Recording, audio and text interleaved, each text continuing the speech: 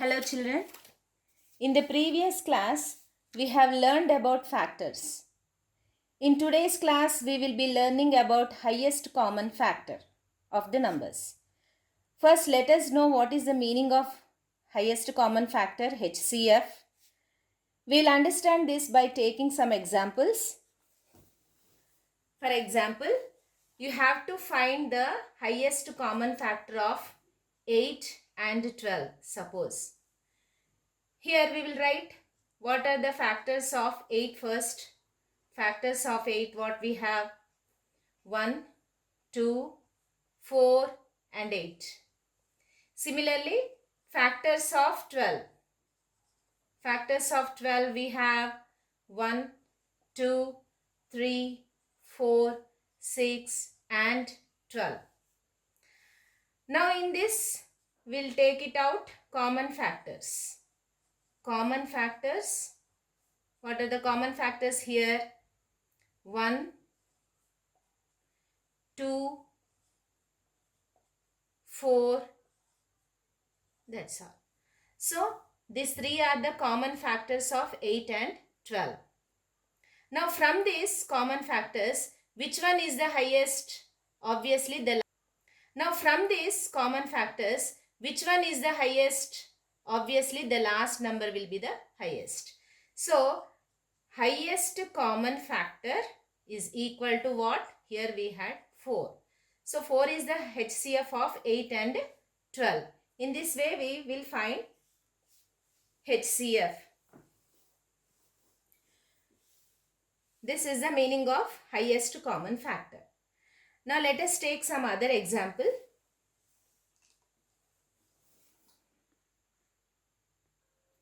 Now let us take one example of finding the highest common factor of 3 numbers.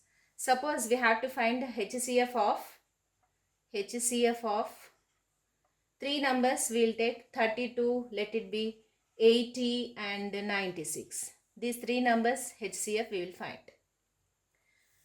Okay children, now here factors of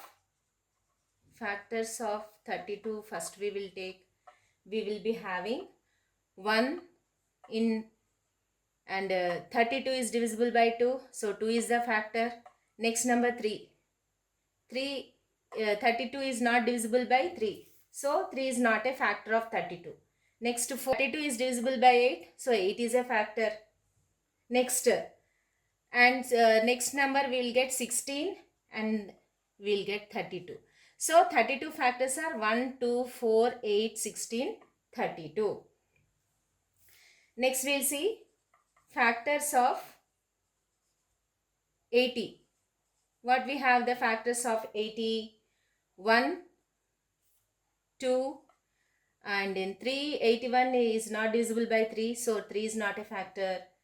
4, yes, 4 is a factor of 80, and 5 also, and 8 also, and 10, and next number 16, next 20, 40 and 80.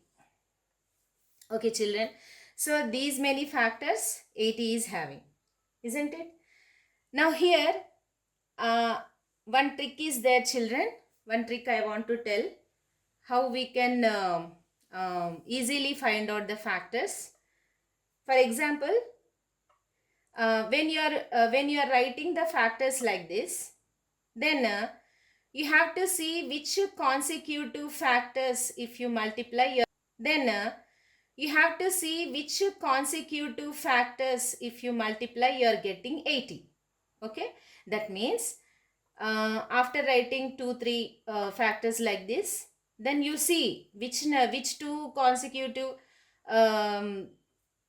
factors, if we multiply, you are getting 80.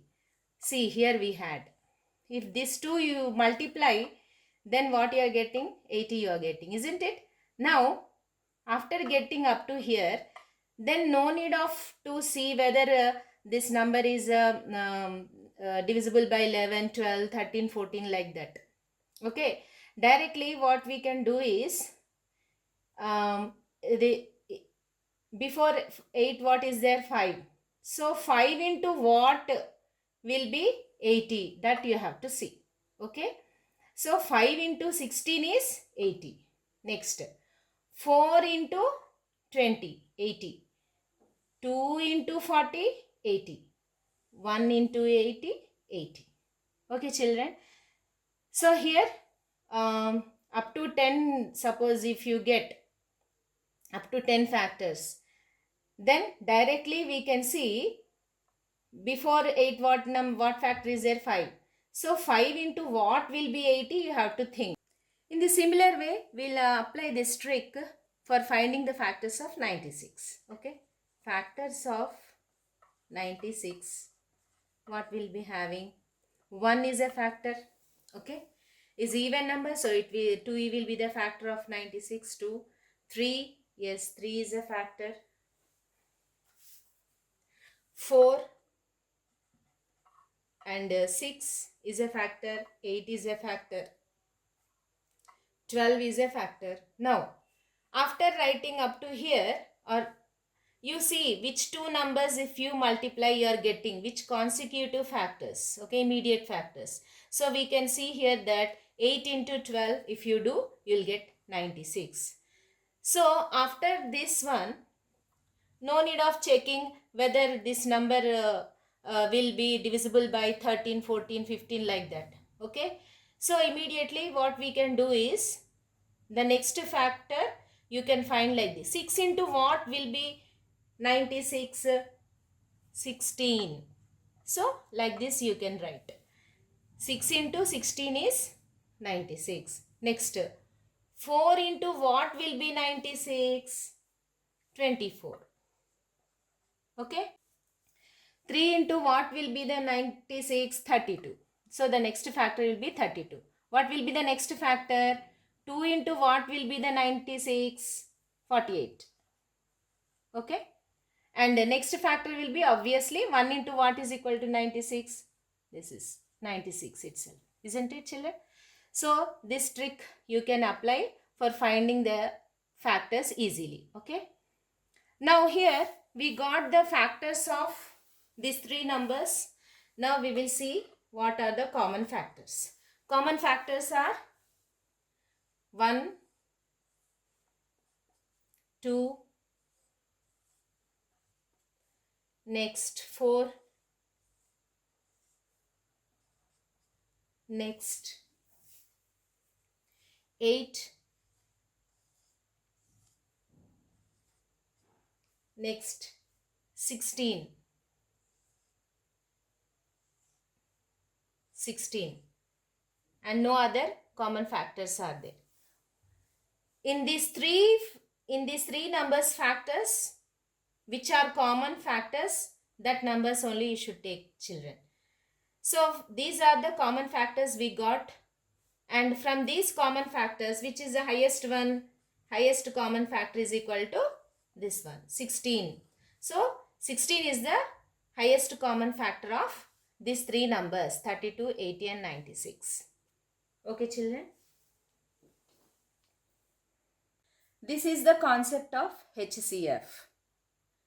Now there are two methods to find HCF of any numbers: prime factorization method and division method, which we are going to learn in later classes. Children, we have seen now what is meant by HCF, and now we will see in which situations do we use HCF in our real life. In a Teacher's Day, students decided to gift some blue pens and some red pens to each of their teachers. So went to a shop and brought some blue pens and red pens. They brought 24 blue pens and 36 red pens they are having. Now one question arises in their mind that how many number of blue pens and how many number of red pens should be packed in one gift packet so that no blue pen and no red pen will be left over. This was their doubt. So in this situation, we use HCF, finding HCF. Here you have to find HCF of 24 and 36. Okay children, then you will get how many gift packets you have to pack. Okay. Now here let us find HCF of 24 and HCF of 24 and 36. 24 and 36 you will get 12. Okay, HCF of 24 and 36 you will get 12, and 12 gift packets you have to 12 gift packets you have to pack. Okay, now in this 12 gift packets, in each packet how many blue pens and how many red pens will be there? 24 divided by 12 you will get 2, and 36 divided by this HCF 12 you will get 3. Okay, that means 2 blue pens and 3 red pens. Okay, that means in each gift packet 2 blue pens and 3 red pens. 1, 2, 3. 3 red pens they should pack. Okay children. So in this way we can use HCF in a birthday party. One boy was celebrating his birthday and he was having 48 toffees and total 64 biscuit packets he was having. Now he's not able to understand that how many gift packets are required to distribute these toffees and biscuits equally in each packet. Okay. So here also in this situation also we have to find HCF. HCF of 48 and 64 you find out, then you will get 16. Okay, that means 16 packets he should make. So in this situation we have to use HCF of these two numbers, HCF of 48 and 64. By finding the HCF of 48 and 64 we get 16. HCF 16 we get. That means he has to make 16 packets for distributing to his friends. Now here 48, this total number of toffees divided by HCF 16. Then what you will get? 3 toffees. 3 you will get. Okay. And next 64 when divided by this HCF 16, then what you will get? 4 biscuits. Okay children. So that means in each packet how many?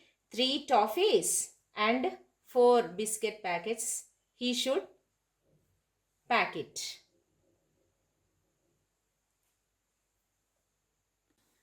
One more example we'll take children. In a room which is having length is 16 meters and breadth is 18 meters and its height is 24 meters. One room is there. Okay, and in that room's length is 16 meters, breadth is 18 meters and height is 24 meters. Now we have to find a longest tape that can measure all these three dimensions of that room. Okay children. So how we can do this one? By finding the LCM of these three numbers. Okay. Here you have to find the HCF of 16, 18 and 24. If you find, then that HCF whatever you will get, that much meters of long tape we need to measure all these three dimensions of that room. So we have to find the HCF of these three numbers. What we get? We get the HCF of these three numbers we got 2. Okay, that means 2 meters tape we required to measure these all three dimensions of that room. Now let us find, children, in what situations we use LCM, least common multiple, in our daily life. Okay, suppose 3 bells are there. 3 bells are there and they ring at every 3 different times. That means 3 bells are there, first bell, second bell and third bell. Now this bell rings after every 4 seconds, suppose, and second bell rings after every 6 seconds, and third bell rings after every 8 seconds. Okay, now suppose at the same time the 3 bells rang together, then after how much time these 3 bells will ring again together, that you have to find. In these situations we use LCM of the numbers, children.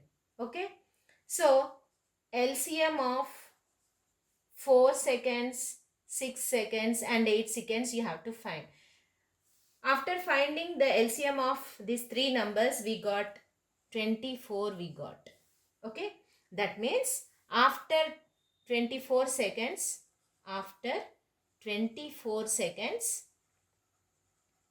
the 3 bells will ring together. The 3 bells will ring together.